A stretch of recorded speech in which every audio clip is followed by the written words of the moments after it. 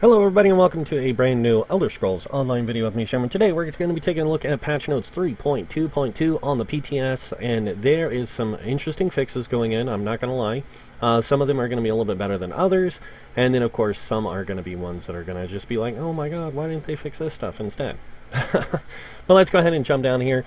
We're going to skip through this boring stuff. We're going to go down here.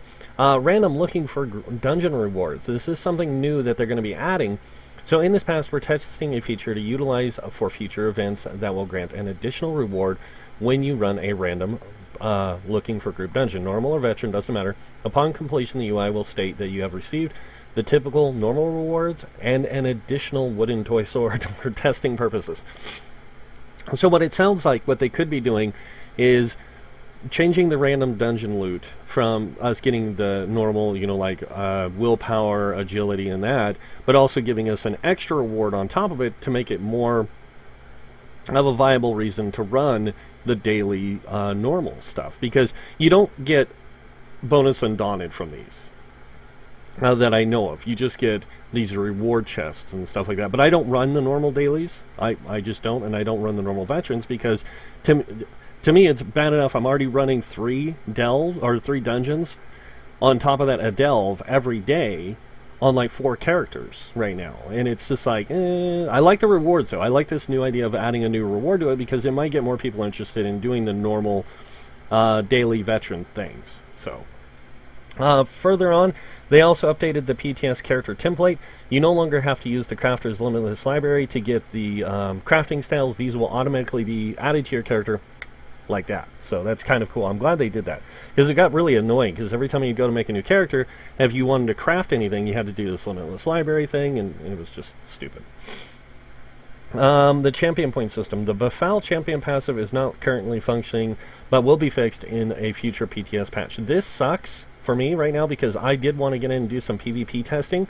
Now I can't, because this is part of one of my builds that I want to play in there. Befoul is part of it. It's required. And now I gotta wait.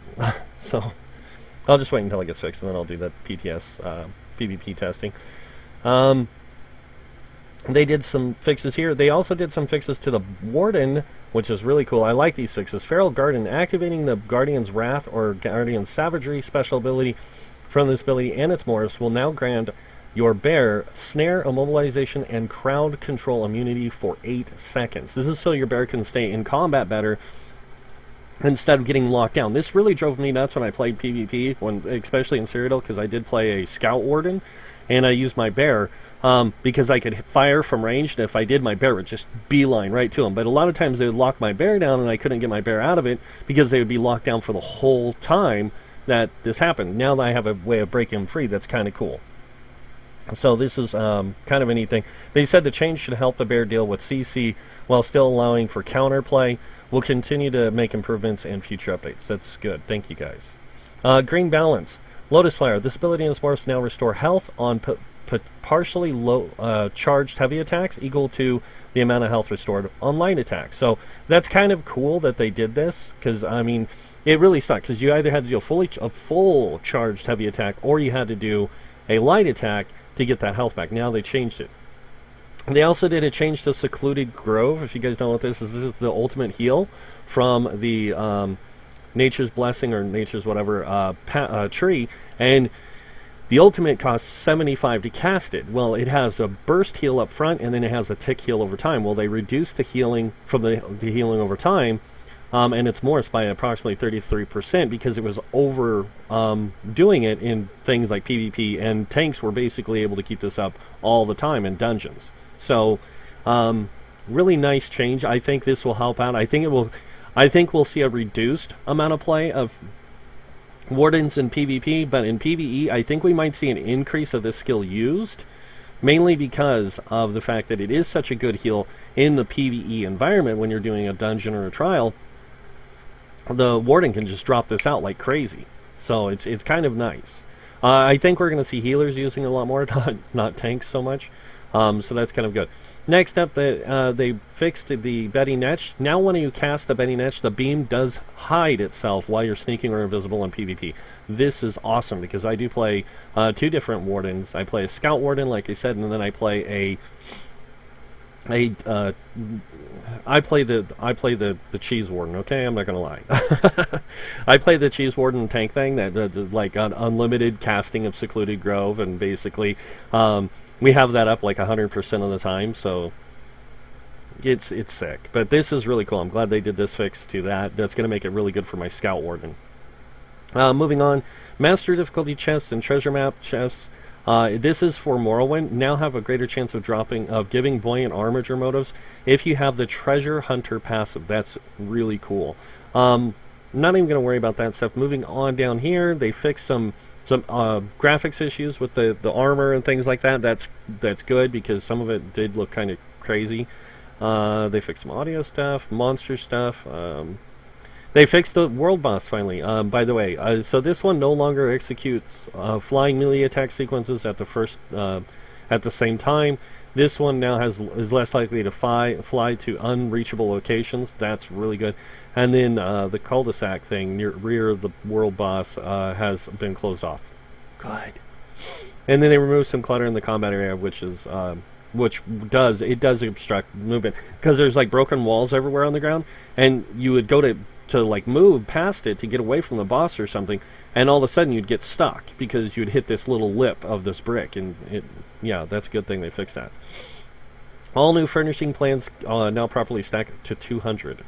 So they did some fix on the Asylum Sanctorium trial. This is some of them I will say are good, and some of them are holy crap. Asylum Sanctorium will now offer a reward when it is chosen as a raid of the week. St. Olms will now grant leaderboard points. When killed, leaderboard points will be awarded based on how many of the saints you engage with Olms. St. Lilith's will no longer occasionally jump to the top level while engaged with St. Olms. I never even noticed that. You will no longer hear a woodworking cutting. Really? Okay. Returning to dorms and removing the enrage effect. Okay, that's good. This is good because now the enrage after a short time while enraging with St. Olms, returning to the dormant state will remove this enrage effect. Okay, that's good. And then we'll now choose a variety of locations to teleport to when using the noxious gas ability. That's even better, but it can be bad. Shrapnel Storm will now increase in damage the longer you are exposed to it, while in veteran difficulty they increase the range of St. Teleport Strike ability. Holy crap. Films will now enrage after a short time while engaged with St. Olms. Returning to a dormant state removes his enrage effect. Okay, so they fixed the enrage effect on both of them, which is good. And they changed St. Lilith's Teleport Noxious Gas ability, and then they also changed St. Film's Teleport Strike ability, how far he can go. Oh my gosh. Alright, St. Olms will no longer use Scalding Roar immediately after Gust of Steam. That's good. That's good. That's a good thing. But they increased the Gust of Steam's landing damage, and the secondary eruption will now be to increase damage. Ouch.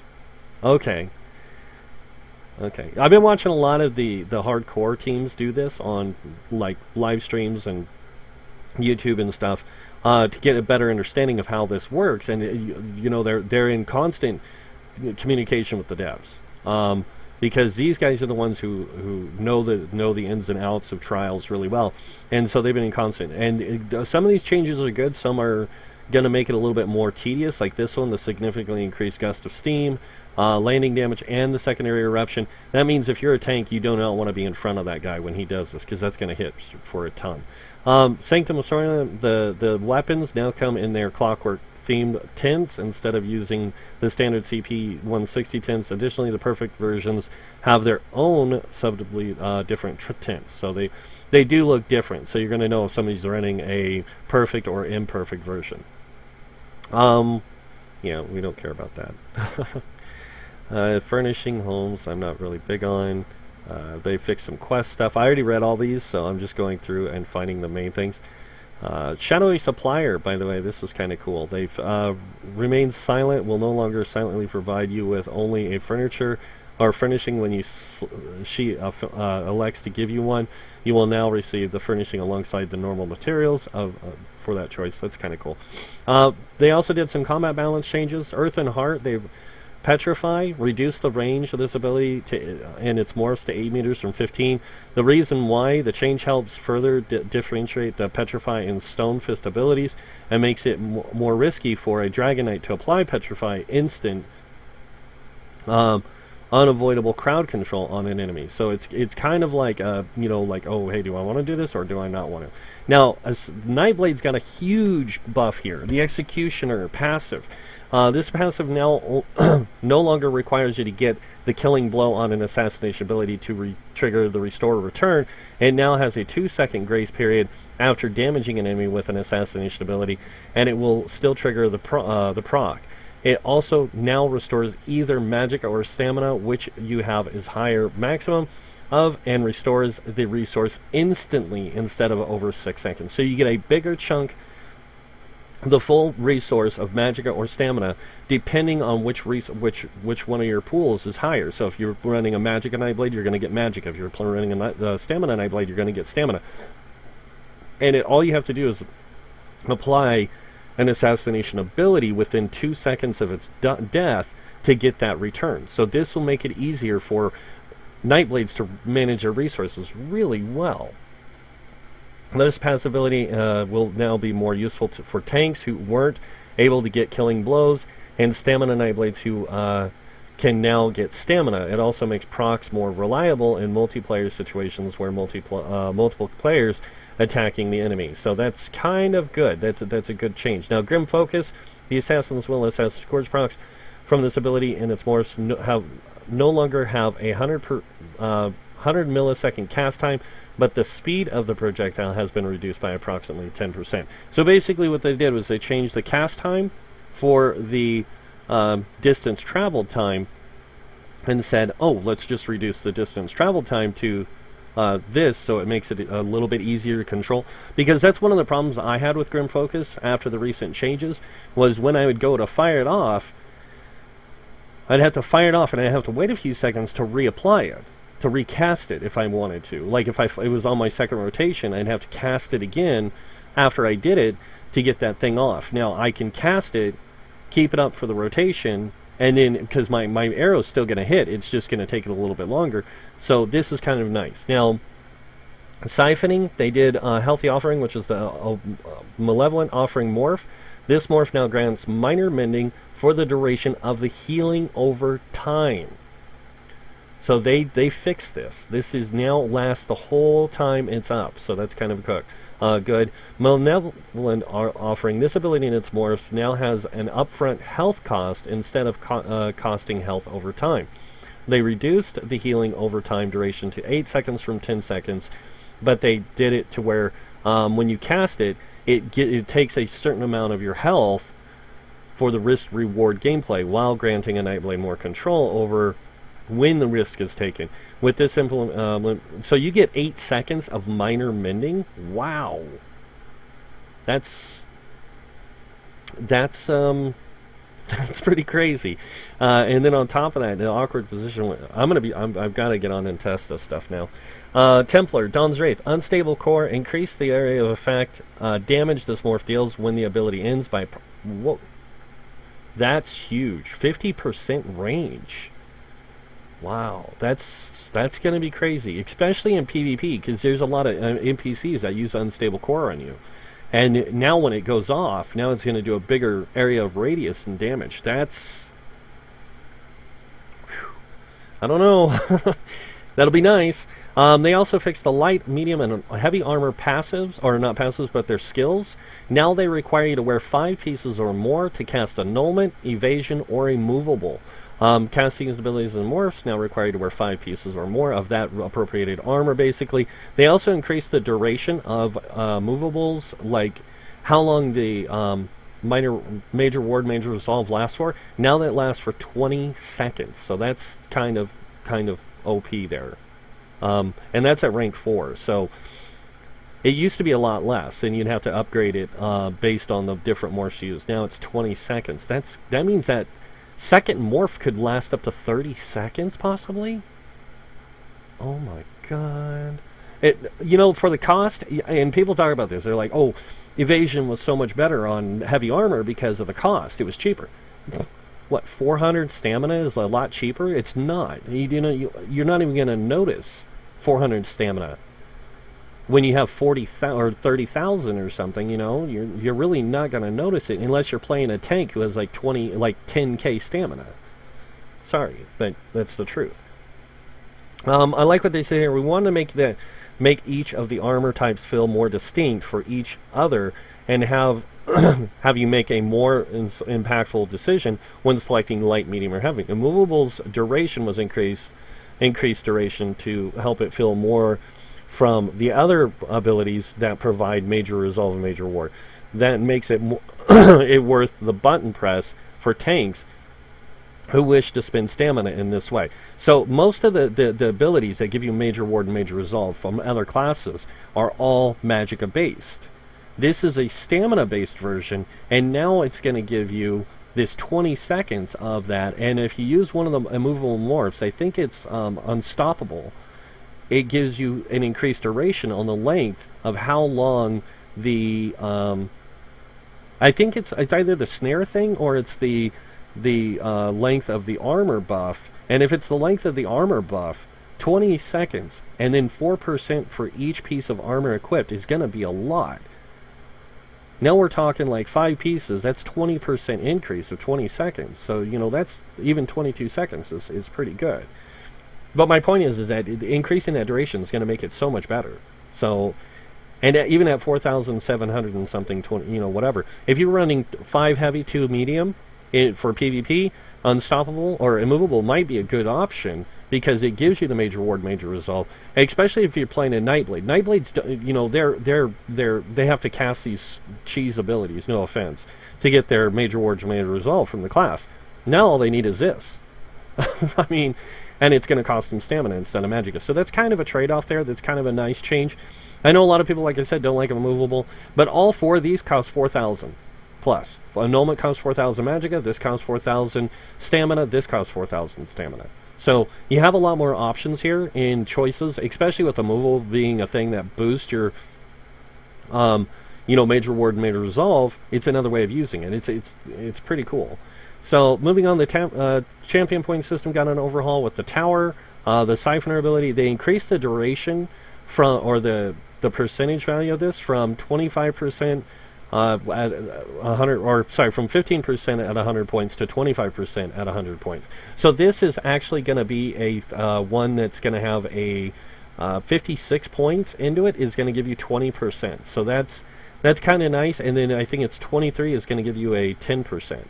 So that is actually kind of nice that they did that change, because now it makes it something that you can put points into to give you that benefit. But the only thing is that you have to be doing basically like a rotation to get that reduced health, magic, and stamina recovery, because you got to do light attacks every 3 seconds. So you'd have to do a light attack, your ability, light attack, your ability, light attack, your ability.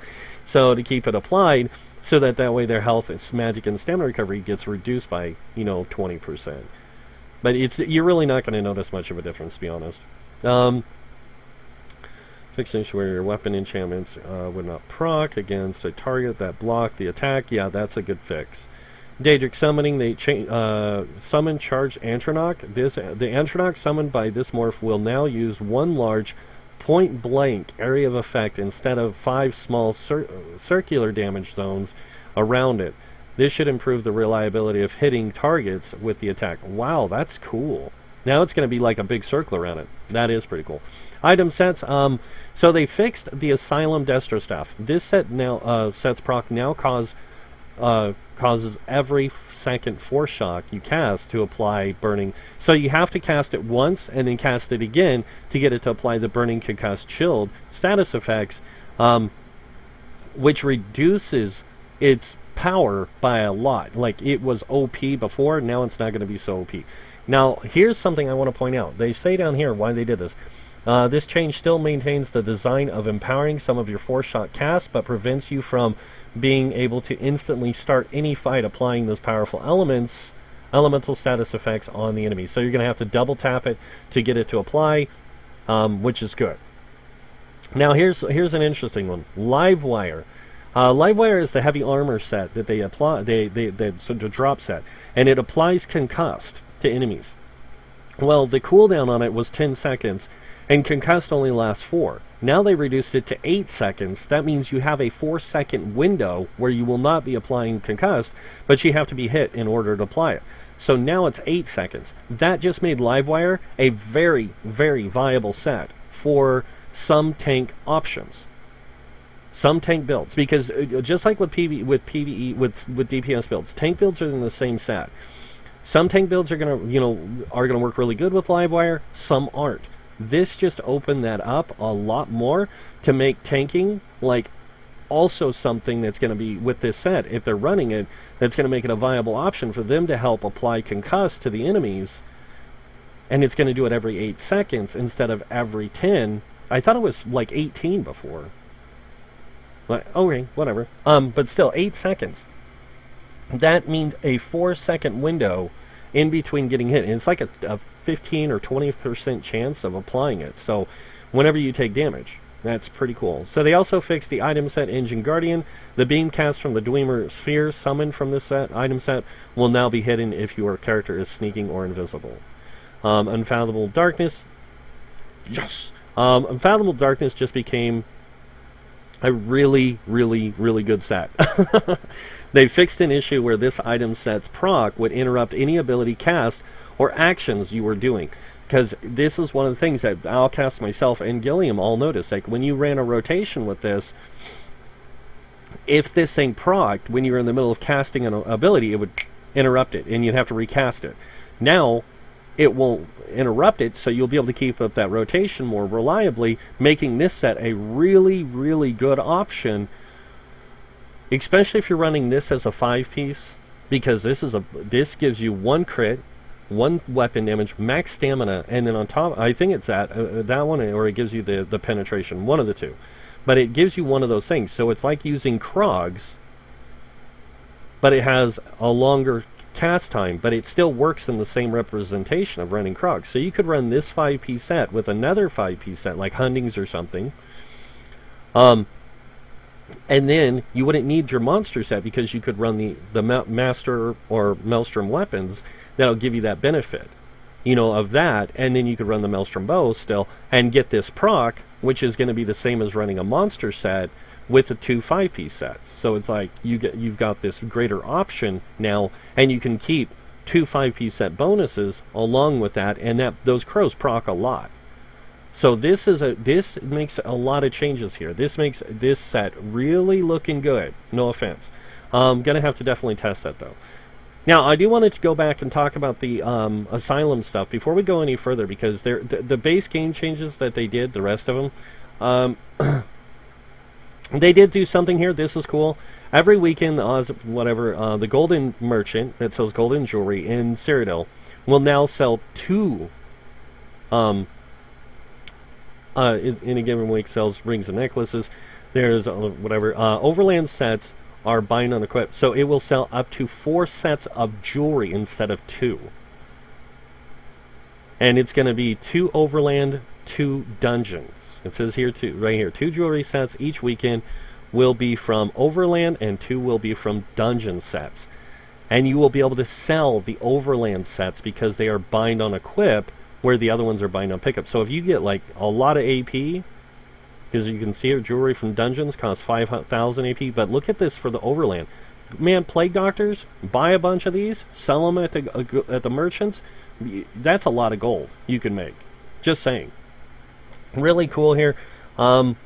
They fixed some more stuff with transmutation. They increased the drop rates of transmutation crystals from certain activities. So Maelstrom Arena drops now. Mode now grants 4 transmutation crystals. Dragon Star gives you 5. That right there. The 4 to 5, that's really good trade-off, because Dragon Star is for groups.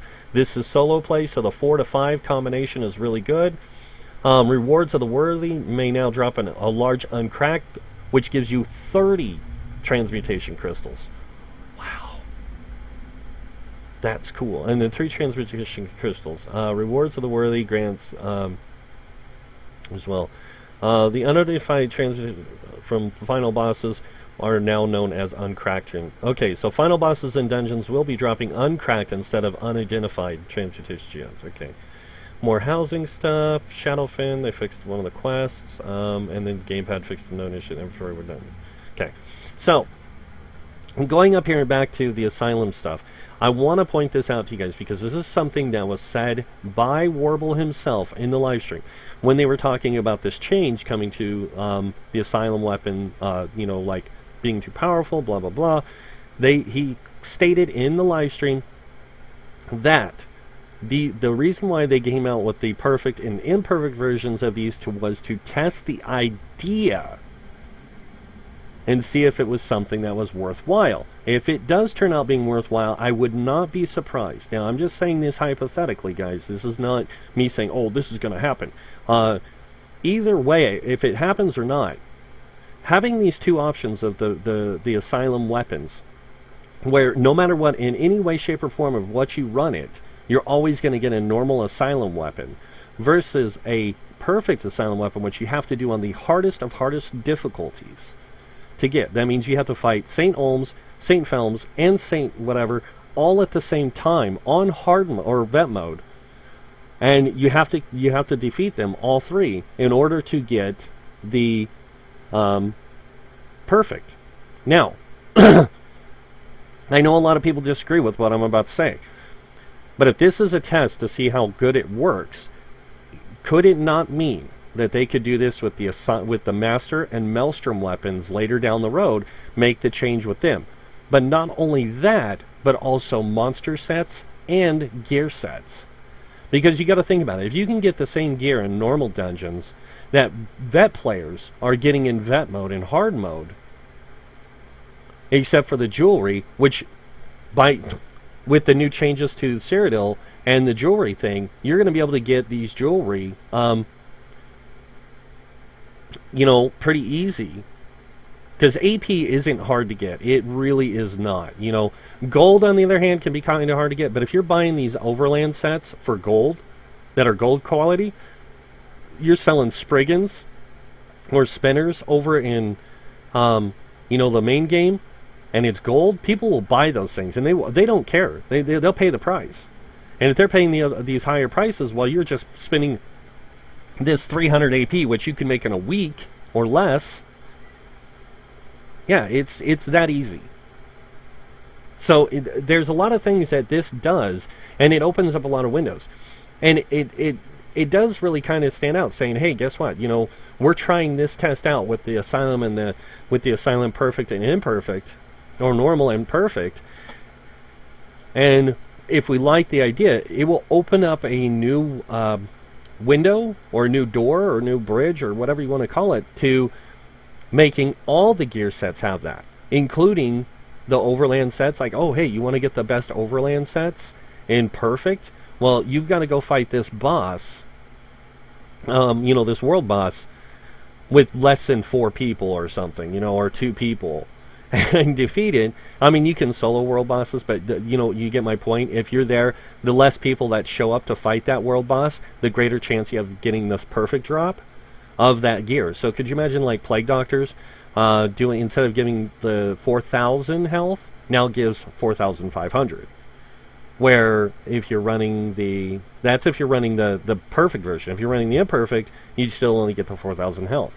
Or they could change it to where instead of giving 4,000 health imperfect or in normal, the normal one will give you 3,500, and vice versa. You know, so it gives you more variety of options in gear to get and farm.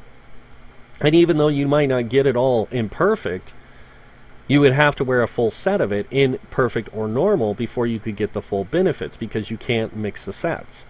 You can't do it with the Asylum stuff. You know, you can't use an imperfect dagger or normal dagger with a perfect axe, because the game doesn't allow you to utilize those two things. You have to utilize one normal set or whatever. I could see this happening as something later, much later down the road, after they've had time to fix everything else in the game, which is going to be a while. But this is something that I could see them doing, especially with monster sets, even, because monster sets, the only way you can get them is in vet mode. And if they changed it to where they made a normal mode of the monster set that dropped in normal dungeons in blue and were normal, they weren't perfect, and had, you know, this thing, and then when you went to get the chests, you know, whatever, they'd have one chest, like whenever you unlocked it, like you would go to unlock the chest, there would be 6 chests instead of 3. There'd be a chest for perfect monster sets and one for imperfect or normal monster sets. So you could get your monster set for each corresponding one you have. And this would give new players and existing players, you know, a way to earn the monster sets without having to try and do the dungeons on the harder difficulty. Give them those basic sets so they can work towards getting those greater sets. If they don't want those greater sets, they can just stick with those normal sets and be fine. And it, like I said, it just gives you more variety of ways to play. Like, you got to think, those normal sets aren't going to have the proc, like, cooldowns as the perfect ones. The perfect ones are going to have the lower cooldown, while the normal ones have a greater cooldown, and they're not going to have as much damage in them, you know, that kind of thing. So the normal ones are going to be fine. The perfect ones are going to be the ones everyone's going to want to get.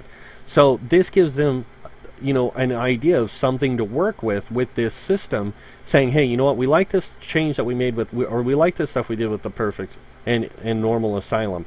We're going to introduce this later on as a system for all gear. Like I said, you know, they wouldn't have to do it with all gear. They could do it with dungeon gear. So dungeon gear actually stands up above world drop gear. So you have these 2 gear sets, you know, one with a greater advantage versus another, and all this kind of stuff. And it's going to make that people want to go after those gear sets, and get them because they can get them in perfect and imperfect. And maybe they'll do it with the world sets. I don't know. But my whole point here is it opens up a lot more variety in gear choices. And not only that, but it also gives people a chance of earning gear and having the effect of them. You know, even though they don't have quite the proc chance, or they don't have quite this, they don't have quite that, but they have the same effect. It's just they're not as powerful as these other sets, which will separate. You know, it's going to separate the community more, but you're going to get that in every game. But it's just a nice change, in my opinion, to be able to have these different varieties. Guild Wars 2 did something similar when they came out with this stuff called Ascended Gear. You had the normal gear and you had the Ascended Gear. Normal gear was pretty much the same. Like if you made your gear legendary, it didn't matter. Or made it like as powerful as you could, it was the same as using this Ascended Gear. The difference between Ascended and non-Ascended was Ascended Gear you could go change change all the stats and everything on it. You know, with just a simple flip of the wrist at this thing in the game. It was like changing a trait, but it changed the whole gear set.